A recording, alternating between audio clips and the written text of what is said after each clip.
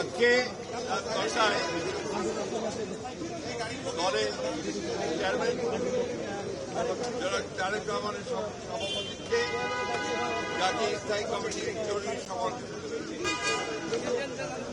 এই সভায় জাতীয় স্থায়ী কমিটি ইতিমধ্যেই আমাদের দলের ভাই মোবাইলগুলো কিন্তু সামনে ঢুকায়েন না। গঠনতন্ত্র অনুযায়ী দলের ভারপ্রাপ্ত চেয়ারম্যান জনাব তারেক রহমান চেয়ারম্যানের দায়িত্ব গ্রহণ করায় সন্তোষ প্রকাশ করে আলহামদুলিল্লাহ এবং মিষ্টি চেয়ারম্যান দল পরিচালনার ক্ষেত্রে যেন সফল হতে পারেন সেই জন্য সবাই দোয়া করে। প্রিয় সাংবাদিক বন্ধুগণ, এর পরের যে সিদ্ধান্ত আমরা নিয়েছি এই সিদ্ধান্তটি হচ্ছে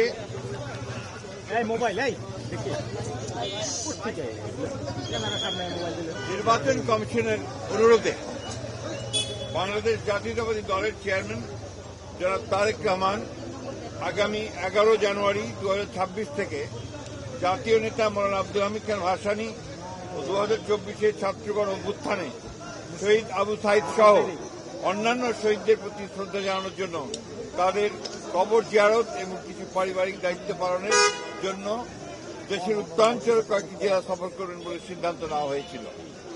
এ ব্যাপারে নির্বাচন কমিশনের অনুরোধে বাংলাদেশ জাতীয় দলের চেয়ারম্যানের এই সফর স্থগিত ঘোষণা করা হয়েছে।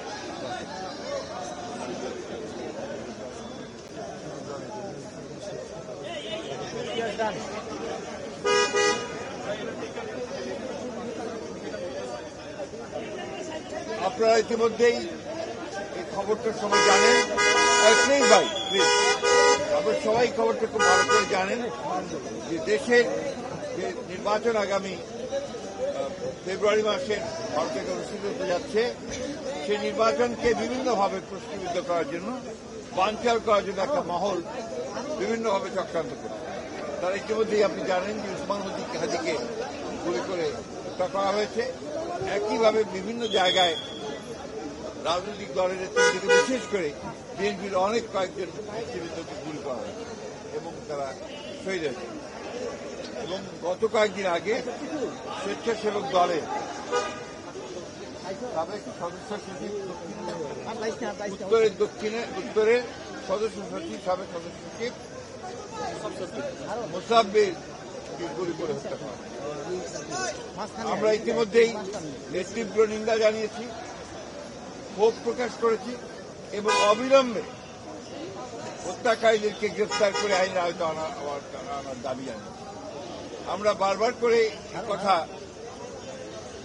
সরকারকে, নির্বাচন কমিশনকে জানিয়েছি, জানাতে চাই আবারও যে এই ধরনের হত্যাকাণ্ড ঘটতে থাকলে এই দেশে নির্বাচনের পরিবেশ বিনষ্ট এবং নির্বাচনের পরিবেশ যেন বিনষ্ট না হয় তার জন্য সকল প্রকার উদ্যোগ গ্রহণ করার জন্য, সক্রিয় কার্য প্রক্রিয়া নেওয়ার জন্য আমরা আবারও সরকার এবং নির্বাচন কমিশনকে আহ্বান জানাই।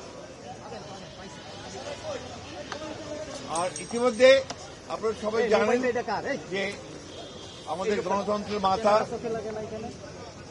অবিসংবাদী নেত্রী এবং আমাদের আপসীর নেত্রী দেশনেত্রী বেগম খালেদা জিয়ার ইন্তেকালের পরে তার জানা যায় যে শরণার্থীর তারের বৃহত্তম জানাজা অনুষ্ঠিত হয়েছিল এবং বৃহত্তম জানাজা অনুষ্ঠিত হয়েছিল।